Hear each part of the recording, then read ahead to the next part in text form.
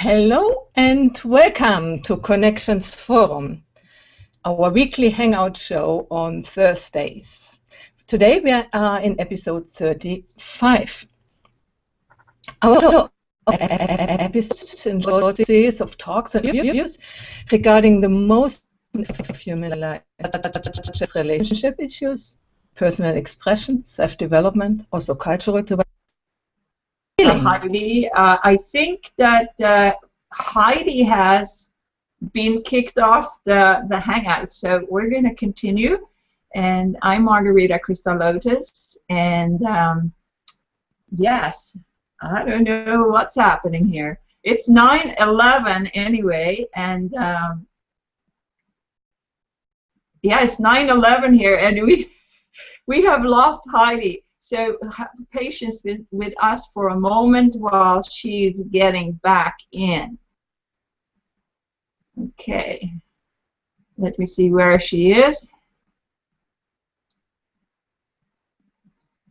There she is. Here she comes. Very wonderful. Here I am again. I hope so. Yeah. So you can start over with the introduction, I think, if you like. Yeah. I don't see you yet, but I hope you see me. So I was saying the purpose of our show is to give you inspiration and also to teach you new skills with which to handle the issues which are connected with our topics. And our topic of today, we are in episode 4 of our mini-series Your Voice Counts. Our topic is, does your inner self-talk drive you crazy? Learn how to handle the constant thought stream and find out your authentic voice. So I'm Heidi Hornlein, or Adelheid Hornlein. I'm a transformational coach and also a voice coach and a relationship counselor. And I work with people who don't feel completely developed yet, completely self-developed, self-actualized, and I help them to reach their goals. So far to me, Margherita? Yes, and I'm Margherita Lotus, and I am a life and business mentor, and I use my intuition to guide my clients so that they can become free of the emotional burdens that they carry and also be happy in their chosen profession. And I also have a retreat place here in Kingston called Enchantment, and where I invite my personal clients and to events and stuff like that. And I am really excited to talk about this topic today with Heidi, and because the topic is so important for us to be contented and happy in our life. Yeah, so for a little bit of an introduction, self-talk is the constant chatter in our heads, and it can drive us crazy sometimes, and especially when it becomes repetitive thoughts. And the agony of these racing thoughts and possible unstoppable reactions to these thoughts causes many people to experience stress and overwhelm. According to the American Institute of Stress, and that's Margherita who has found that out, the current annual cost in the US to employers due to stress-related health care and missed work is $300 billion US. And in 73% of people who regularly experience psychological symptoms point to stress as the cause. Top reasons for stress is firstly job pressure, then money issues, and thirdly compromised health, and then followed by issues within personal relationship. And increased stress levels can result in physical symptoms. We know that all, like sleeplessness, anger, anxiety, nervousness, and lack of energies. We are talking here mainly about negative self-talk, but there is also positive self-talk. We know that by mantra singing, by affirmations, and what is my my speciality, transformational self-talk. In this episode, we will discuss how to deal with the inner self-talk and we will give some strategies for calming the mind. And at the end, Margherita will guide you in a short meditation. So, Margherita, I give over to you. Yes, and when it comes to this thing about self-talk, what it constitutes is this internal chatter inside of the mind, and when that can't be turned off, it's like a radio station inside, and I'm sure every one of you have actually experienced that to different degrees. I mean, it could be so difficult to, like, the thoughts are going in such a great speed that you can't turn it off, and then it leads to, you know, racing thoughts and real anxiety or panic attacks. So there is a degree with which we have a control of that inner thought stream. When you are less affected by it, you could say, oh yeah, I have this thought, and then I change it immediately. But if you're to a great deal affected by it, then it becomes a really difficult problem in your life, because you can't really handle too many things other than that. And so, correct me if I'm wrong here, Heidi, there is like four types of self-talk in this way. And that is when we worry about this, and we worry about that, and those worries really have no foundation in the real life most of the time. We just project that. And the other one is, this could be done better. I could do this better. I could do this better. And being this perfectionist persona taking over and saying, that's not good, which is self-criticism, basically. And the fourth thing is like treating yourself as a victim, like, I cannot deal with this right now. You know, it's for me. Like you cannot get out of those personas, like the perfectionist or the victim, or, you know, the narcissist. Let's say they have all their written preset scripts inside, so that we could do a whole thesis about that. So, do you have a comment about that, Heidi? Yeah, I would say that's not only four, because you were saying this is the whole script. According to what belief is your core belief, you have a certain chatter pattern in your mind. So probably there are more than four. But before we go into our talk, we want to say to our listeners that we had invited George Green, and he has given us already in a pre-recording wonderful answers to these questions. He couldn't come on this show on live, so we did a pre-recording. And Margherita, would you like to tell us what was going on? Yeah, we unfortunately, so what we wanted to do here was to, I'm going to change the blue box here. What we wanted to do was to stream this interview live here today. It's impossible. We have researched, and right now there is absolutely impossible to, unless you're a rocket scientist or something, to actually stream a lot of video from where we are with the bandwidth issues and such things. And so we had to decide, okay, so we can't do that, but we will share this episode in a couple of days. And this interview with George Green is something that you really could have benefit of. It's a beautiful interview, and he did a great job. So thank you, George, for doing that. And yeah, and we invite our watchers, our listeners, to engage with us. And so together we can walk and talk on this topic. So what would you say, Heidi, about the positive self-talk? Not only the negative, but there's a positive. What would you say about that?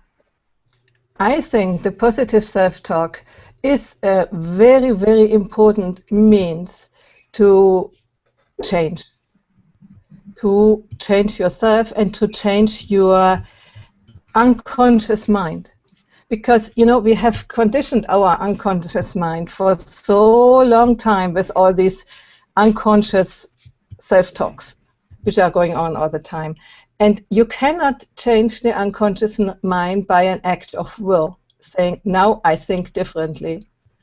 That doesn't work. You have to remind yourself and then really talk to yourself in a different way.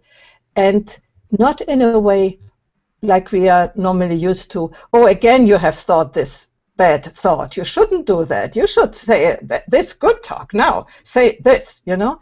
No, you need to recognize that you were in the negative self-talk, but then be, you know, like with a little child. Tell this little child, you know, this is not so nice when you say this. But look, how it is. It is not as bad as you think. It's good. Look, here is something good. And then tell yourself the same story in a positive way, and over and over and over again. So real change can happen in a deep level.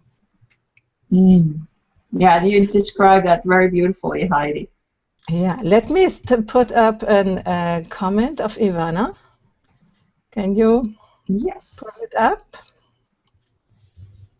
Yeah, self-talk occurs to me like the ego struggling to protect you from something new that you're up to. Beautifully. It might be. It might be that it is protecting. It has many, many, many goals, the self-talk, and protection is a very, very, very, very big one. Let us see what Mike says. Can you bring them up, the comments? Oh, you are on the other computer, I guess. Yeah, so. Can you see it now? Yeah, I cannot see it on the screen. So I can also read it. Mike says, stress is not an emotion. It's a term created to explain the physical and psychological reactions to long-term exposure to anxiety. What do you say about that? Well, I think Mike is really right. If we want to be precise, it's a result for sure. And you're right about that. Stress is a condition, right? It's a negative state that the body and the mind is in. And it could be considered as like any other disease or condition that we may have on the physical plane. I think your comment is well put there, Mike. Okay, now we put up the comment from Yassine, and he says stress is an emotion, telling you you are not on your path anymore. Time for some new choices, new informations, new knowledge, new inspirations, new inspired actions, updating your perception, your beliefs, a refreshed, lovely life. What a journey. And I will answer to that for a minute. I think it is a question of definition. You say stress is an emotion. Mike says stress is not an emotion, and Margherita has pointed out that stress probably is the result of various emotions. And what you write here, that it is a time for, that is an indicator that there is a change to be happen.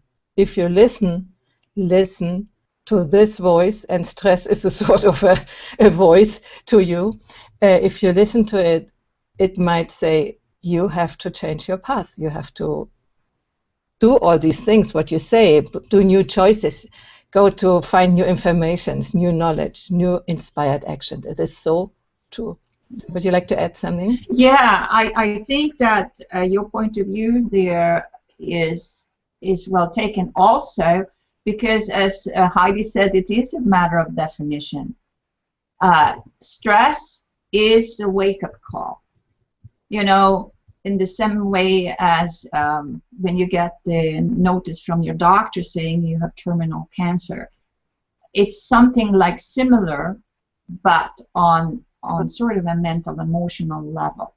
Of course, there is stress that is directly physical, which, you know, physical stress like carpal tunnel syndrome, and you have stress, you have tensions in your physical body that not necessarily have to be emotional as such. So it's a wide concept that we're trying to embrace here. Yeah, wonderful. I wonder, Margherita, would you like to invite people to talk? Yes. Okay, so we have a live link here.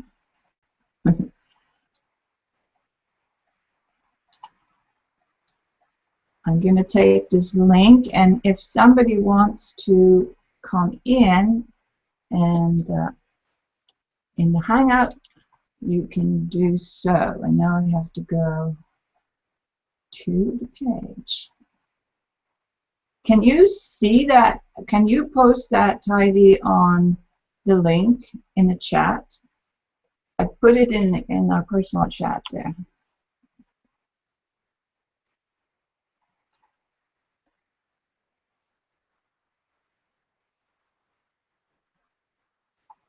I think we lost Heidi there.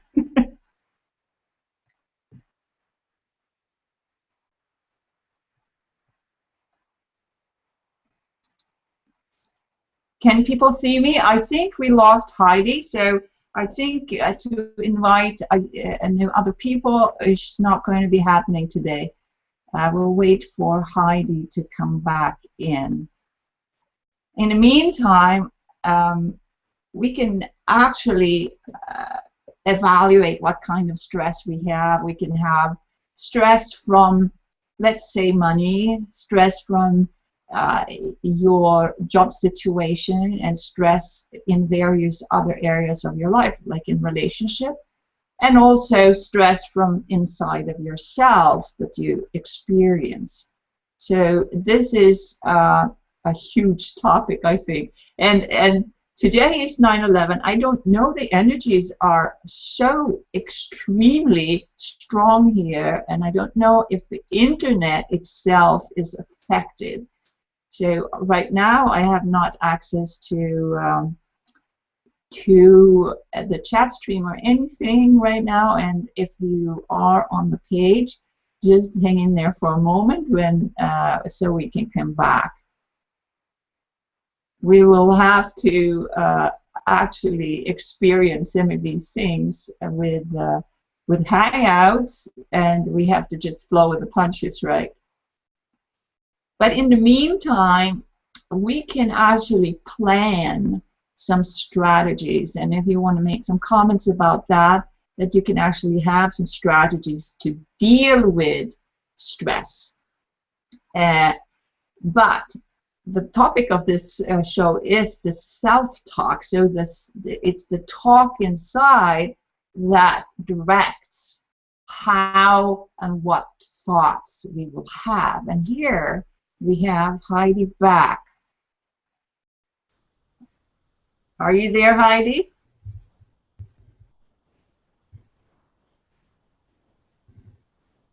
Can you hear us?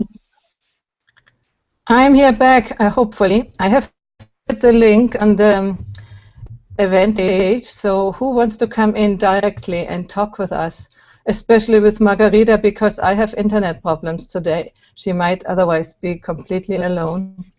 Yes. So what else? Please come and join us. Yeah. Anyway, we talked about a little bit about some of the strategies to actually deal with stress. I mean, we can be really stressed right now because we have the technical problems, and Heidi is going in and out, you know, like a ghost in the door, and she comes back in, but you know she's there. And it's unfortunate that these problems happen. So if we are not able to, okay, here she comes again. and you see, I have a little strategy for dealing with stress. I mean, I will have to really improvise here, right?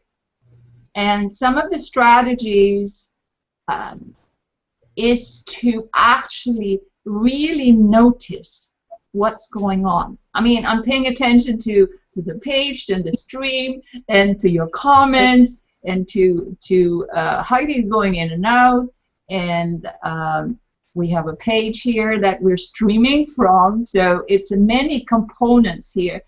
Meanwhile, outside of my house here in Kingston, Ontario, there was like a vivid storm, huge winds, and the cat went to hide and everything like that. So there is a lot of things that's going on.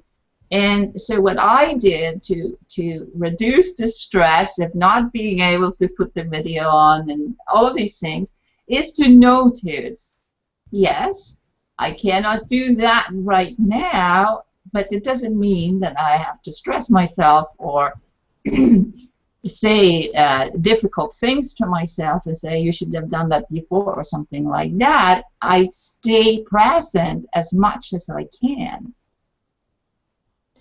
Yeah, the same thing is with me. I would say I am not good enough because I checked it out before. My speed test was good, and and probably I did something wrong with putting up the comment tracker or whatever it was. Now I say to myself, okay, this morning twice for quite a time the internet was away, and when the internet is not here, I cannot do anything.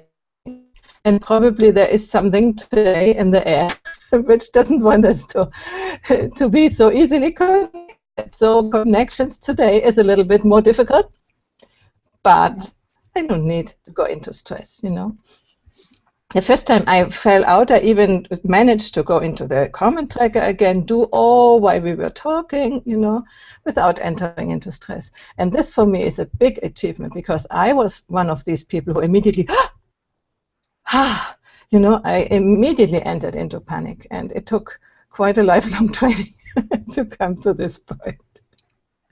I mean, we are actually practicing here what we're talking about, right, in live time. And if you can imagine being on a stage where everything goes wrong and then the whole stage falls apart and then you have to build it up again several times. You can imagine how that would feel, right? Yeah. Cheryl says she could come in, but she has no camera. Come in anyway. We look at your photo. This is nice too. And Ivana, you are invited too, and Mike too, and who else is here? Ashilo too. Come in and join us. So we have a panel talk today without getting into stress. It would be really interesting to see if we can actually have several people there. Yeah. And while I'm talking about noticing, that's also, Heidi has also practiced that because she's noticing your presence there, watching us. And then I think the next step in a plan how to deal with this inner chatter is first to notice, but also say and work with what's called thought stopping. Like, yes, I notice that thought pattern, that chatter is not good for me. And then have an intention of actually reduce it, find methods to deal with it, and then apply it. You were talking about a guided meditation. Would you like to do that now? Yeah. It's like when we have, and the third step that I was going to say is to replace the negativities with positive things, which you already mentioned. So there is a couple of things that we can do as to practice.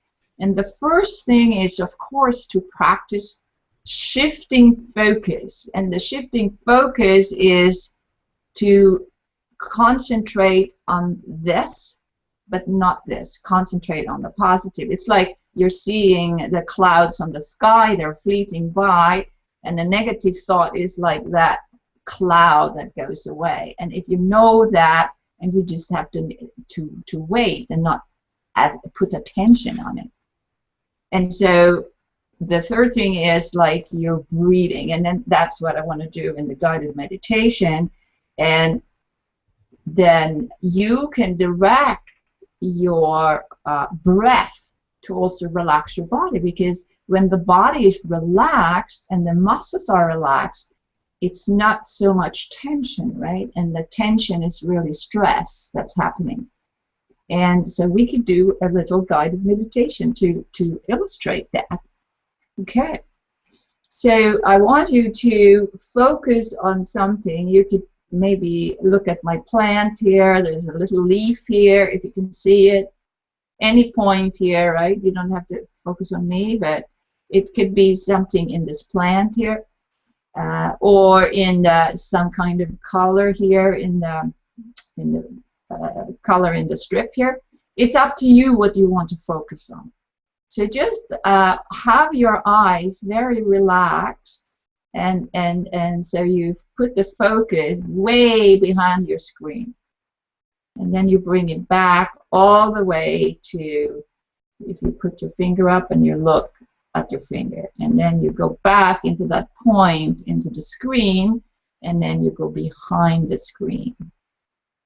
And usually we suggest that you close your eyes. You can do that, but you can still also look at a point.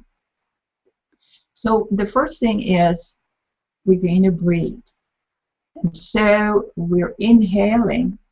We put our hands on the head, and then we inhale and push up.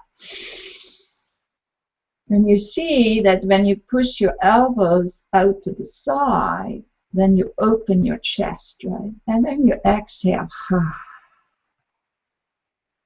And again, inhaling. And exhale. So if you breathe in this way, inhale and exhale, you will find that your attention goes to your inside. It goes inside where the breath is. And then that attention goes with your breath. So your attention is focused on the breath rather than your self-talk. And so when you want to reduce your stress, your self-talk, just breathe in and out. And then I'd like you to focus your attention on your feet. See if you could stretch out your feet and put the right foot right flat on the floor below you, and just feel your toes. And just really sense the touch from your toes, whether you have shoes or socks or barefoot, right on the floor. And then we're going to do the other foot, the left foot, just do the same thing. Put your feet, the sole of your foot, either in a shoe or in a sock, whatever you have on your feet, and then just notice your toes. And then focus on your heels, on the boot, on both feet. And by focusing on your feet, you become more grounded. And then we raise up. We're bringing the breath in from below. And we can imagine that there is a source of oxygen below, and then we can actually breathe it up. Our attention goes to our knees. And we're relaxing this joint, the knees, and there's a lot of often things in the knees from the past that is holding us back. We don't need to go into it now. We just have the intention to relax the muscles in there. And then come further up inside of your hips. inside of your body, in the hips and your lower torso, and just have an attention there while still looking at that point on the screen. And you inhale again and come further up. Then you come to your heart. And then we're breathing again. And usually when you come into your heart, see if you can expand your chest.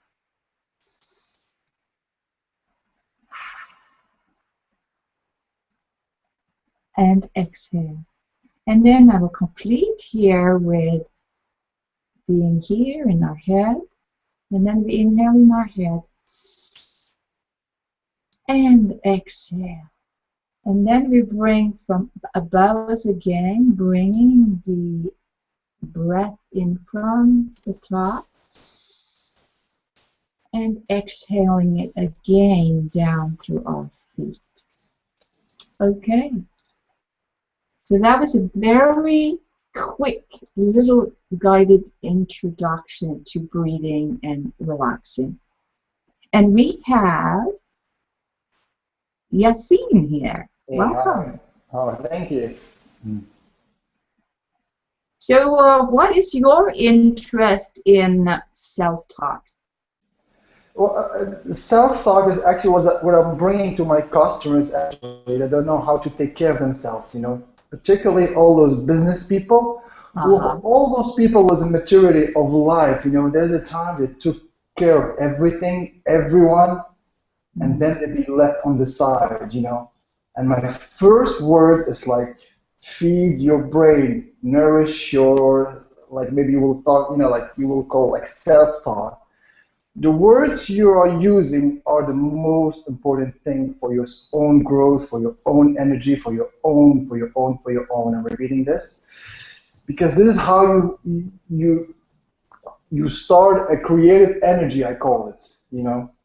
This is how you start. This is how you let the flow come in your life and reach your soul or your spirit or whatever you want to call it. You know, there's no actually, as Heidi, you know, says, there's no definition. Find your own way, like you just did the meditation. Find your own way of relaxing. Find your own way of whatever. It doesn't matter as long as you feel good. Yeah, that's really something that to think of. What do you say about that, Heidi? Yeah, I think when people are very deep into stress or whatever you call it, into, you know, this vortex which is always turning around and they cannot go out, then it is very, very difficult to find their own way. And I think we need some guidance. I did, for sure. I did sort of, it was called breath therapy. When I was 27 years old, I discovered it to be very concentrated on small little movements on the body and on the breathing, you know. So the guidance which Margherita gave us, I mean, I think many of us know that, you know, that the breath is a very good way to concentrate on and to reach the whole body, to go down into the body and become awareness of the whole body. Sure, everybody then has to find it by themselves, but I think at the beginning it's very important that there is somebody to guide them. I mean, as I said, I needed it. I couldn't have thought it by myself. Sorry if I may talk. Yeah, come on. Yeah, this is exactly what Heidi actually says. You know, some people need a therapist, some people need whatever I'm doing, you know, business life management, because they always like have this leading spirit, you know. So they need like, okay, just tell me how it works. Simplify, give me precise indication, and it will be obvious to them because they will connect whatever I'm saying to their own experiences. So it was like, okay, is it that simple? Yes, it is that simple. But some people need difficulties, so they will go to maybe like a deeper therapist who will like talk about their childhood, their inner child, whatever. Sorry, I have customers who have been raped during their childhood. They will not relate to the child in them, you know, not at all. They will relate to their own experiences, which make them stronger, which makes life brings you to experience you to tell you how strong you are, you know. And then if you don't forget who you are, you know, you will use this strength to move on with your life and help whatever is around you. Okay. This is fine, and I want to add another thing. There are people who don't want to come out of their stress because they feel alive, they feel important when they have so much things to do and that they are always stressed out. They are in a sort of a victim position. They want that other people admire them for that, you know. So the mind is really sometimes winded a little bit in a strange way. So who really wants to change can change. Who doesn't want, difficult, because nobody else can do the work for them. Yeah, sorry, because this is my topic and I love it. You know, I don't want to take the whole show, but that's right. It's like even us, like evolving the way we are evolving. That's because we have interest in what we are talking right now. So if people are attracted to us, that's because they're looking for some answers. You know, and what's really dangerous is like we do not inspire people, we influence them. We really influence them. That's why you have to watch what we're saying and advice we're giving, because we might think there's the right things to do, but this person might be misled maybe. You only give your own perception of how it has to be done, you know, because it happened to me with a customer who was a great advisor, you know, just, okay, do this. She doesn't even know how to take care of herself. In psychology, there's no answer, actually. As you know, there's only answer in your soul and your inner being and your spirit. If you find it, all you need to do is listen. This is why maybe like you and people like you I meet, it's like you bring simplified words, you just say to tell people, they will understand it right away. You know.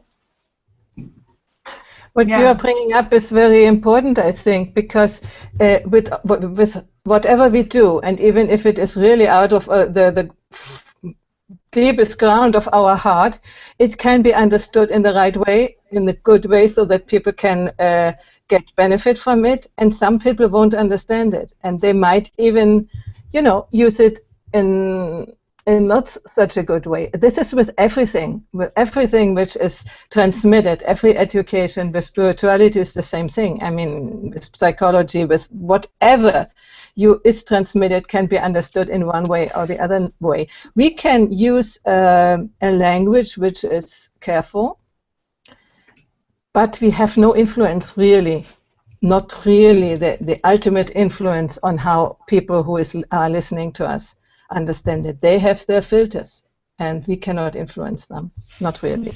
We can try to, you know, get them out of their limited filters, but we have no real power on their development. Well, Margherita, what do you think? Yeah, like I think your word is very well put, and I wanted to note some of the words that Yassine had, and he says about how you have to treat clients, how you have to talk to clients. So I think this focus today is not to treat clients, but to actually look at how you treat yourself. So if we have a business thing, we could do another hangout where we actually focus for therapists how that could be done. That's also possible. But I want to make sure that the people who are watching this episode also get some kind of clues how they can deal with stuff instead of from the bottom. So I respect your point of view, Yassine, but if you look for yourself, how has your experience and your relations to your own inner self-talk helped you? I would love to hear that from you. Yeah, this is exactly, actually, whatever we do in life, it's all about us, you know, that's our inner self, actually, you know. And I don't have clients, you know, I just say those are my siblings, which I can share my information, you know. But then all they do is, like they say, they pay for my time, I will say, because they didn't bother like finding their own information because they didn't have the time, you know. It's like me, for example, what happened to me, I will say, like in 2011, you know, I was just listening to myself, like, okay, here I am with my potential, and I didn't feel I was making enough money. Okay, what can I do? If I stay here, they will not pay me more. So what can I do? Leave and find my way, create a life of my own.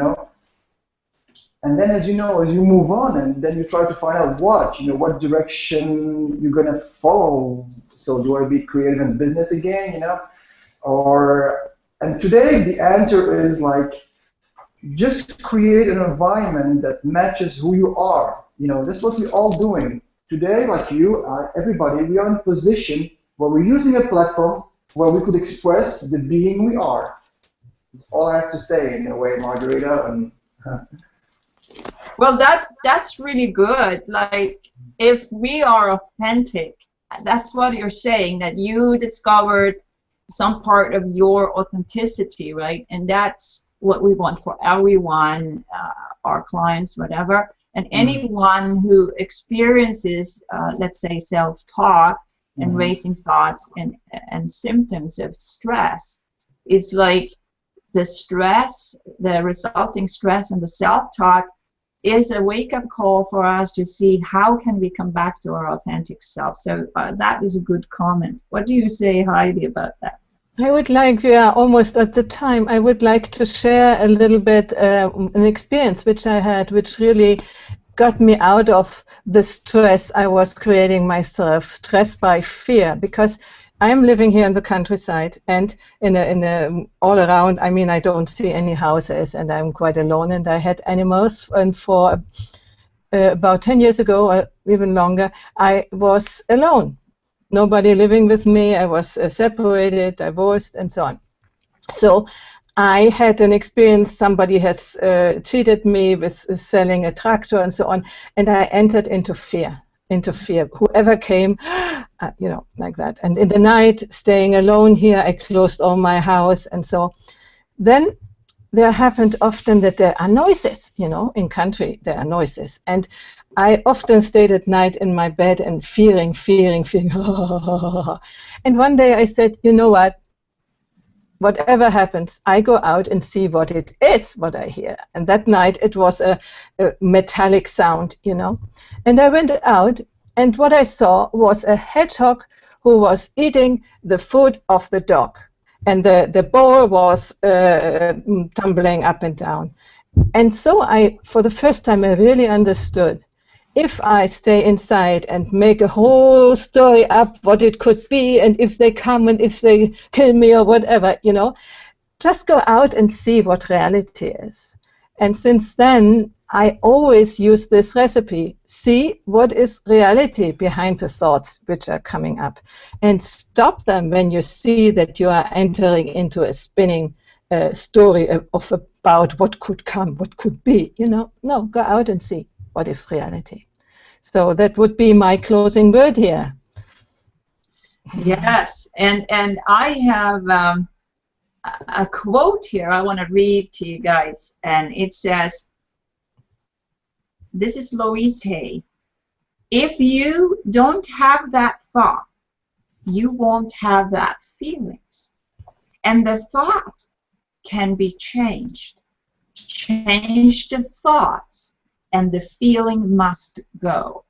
So I think that's a very powerful quote that she have proposed. Yeah. Wonderful. I think we should close with this quote, because our feelings respond to our thoughts, and we can sort of control our feelings by controlling our thoughts. Improving. Okay. Thank you very much that you jumped in, that you were courageous to to join us here. Thank you. And thank you, and bye-bye. And next week's episode will be with Dr. Alan Hong, and he is the spine coach. He will teach us, all us who are, with the shoulders on the computer, with the spine like this, he will teach us some methods how to have a healthy spine and to become healthier and happier by feeling better inside of our body. So please don't miss next week's show of Connections. So bye. Goodbye, and thank you everybody who's watching, and we'll see you next week.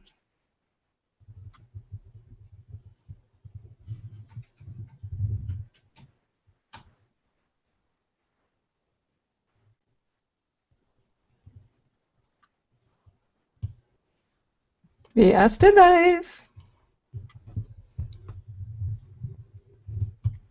We are still alive. Life